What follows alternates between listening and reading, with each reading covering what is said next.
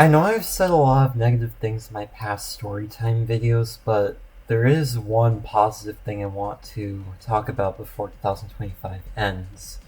And that thing is a Cartoon Network animated TV show that I used to watch when I was younger, much younger, that before this year I've not watched or even thought about in 11 years, since 2014 when I was only 10. And that show is the one and only Codename Kids Next Door. Yes, you heard me correctly. Codename Kids Next Door.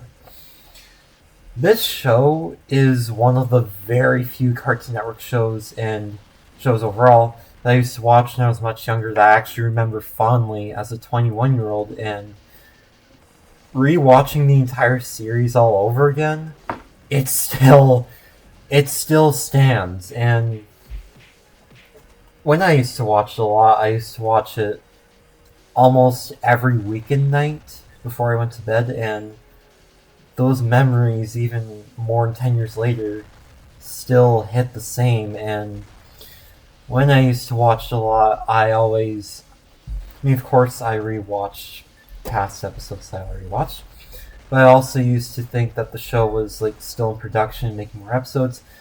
But when I rediscovered the show this year, turns out it's actually been over since I was only 3, because it ended all the way back in January 21st, 2008. But it was still fun to rewatch, not only to rewatch the entire series, but to learn more about it and get more context, but also to even watch episodes that I actually haven't watched when I used to watch all the time. And certain episodes were actually the two movies.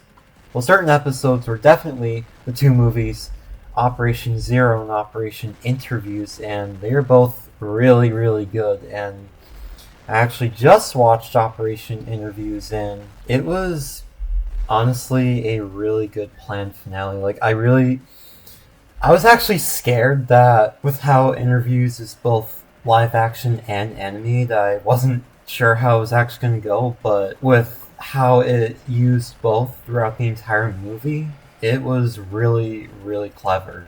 And it was an amazing finale for the series. The series is really stereotypical with a lot of things, like school, adults, teens, girls, guys even.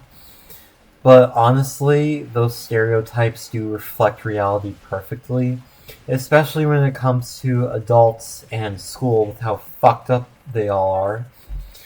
But of course, the show clearly proves that not every single adult is evil, not every single teenager is evil, but of course not every single kid is good. That's clearly proven in the show. And the way I was able to rewatch Kids Next Door again after so long is that even though it's available on some streaming services, you have to pay for each episode individually, and I clearly was not going to waste my time, energy, money, confidence, and my comfort doing that, so I actually managed to find a website that actually has all the episodes on there, free to watch, and it saved me all of that.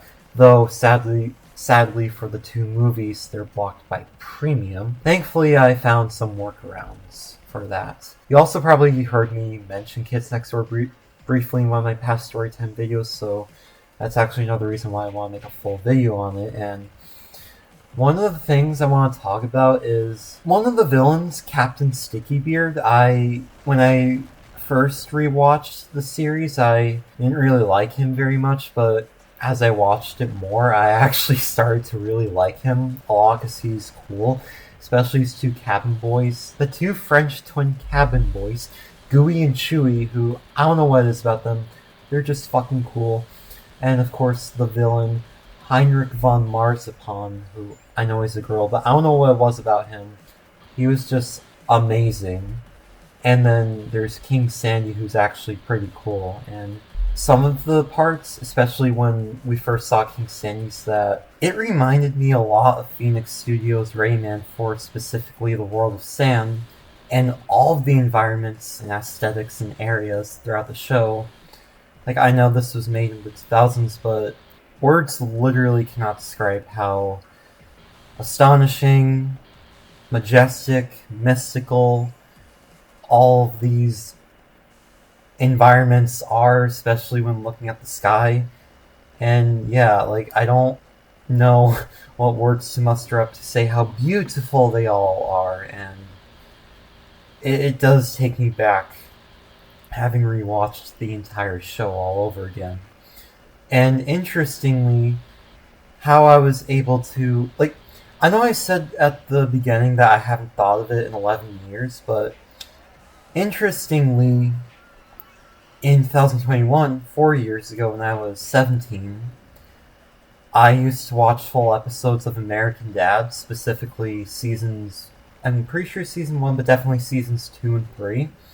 And it was specifically seasons 2 and 3 that reminded me of Kids Next Door, and it's because of the animation style.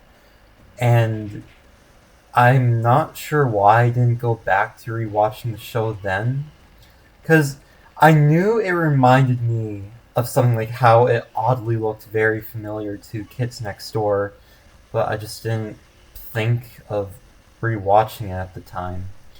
It wasn't until this year where I finally decided that I was going to go back to one of my favorite childhoods. So, there's that. One last thing is that for some reason I can't help but feel like I used to really dislike number 3, Cookie, when I was a lot younger due to her raging obsession with rainbow monkeys.